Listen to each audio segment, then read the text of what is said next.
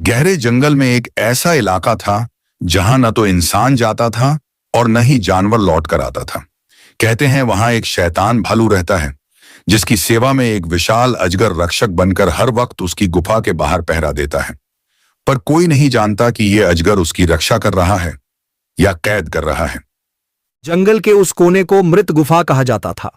बरसों से वहां कोई नहीं गया, लेकिन एक दिन एक युवा वन अन्वेषक अर्जुन वहां पहुंच गया।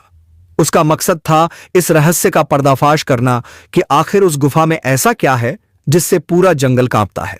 जैसे ही अर्जुन गुफा के पास पहुंचा, उसे जमीन पर खून के निशान और जली हुई हड्डियां मिली।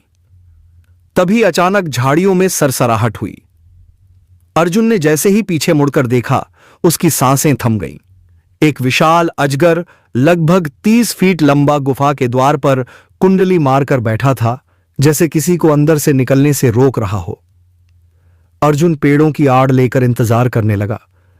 घंटों बीते, रात हुई और तभी गुफा से भयानक कराहने की आवाज आई, मानो कोई जंजीरों में बंधा हुआ दहाड़ रहा हो।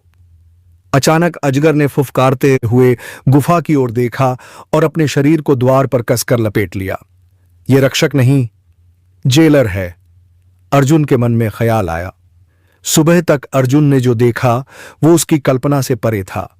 गुफा से एक काला विशाल भालू निकला, लेकिन यह कोई साधारण भालू नहीं था। उसकी आंखों में लाल चमक थी। उसके शरीर पर कोई चाकू या गोली असर नहीं करता था।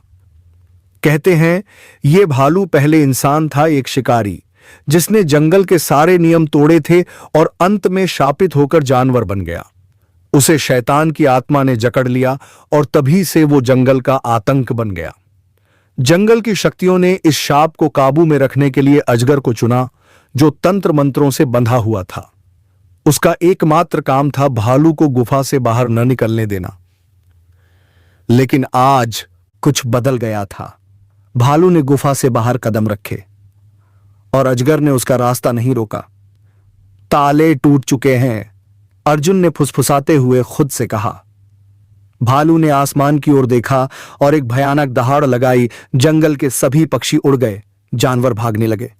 अब वो शैतान आजाद था और अर्जुन, वो जान चुका था कि जंगल में अब सिर्फ एक नहीं, 2 राक्षस हैं, एक शापित भालू और एक बंधन मुक्त अजगर जो अब किसी के अधीन नहीं।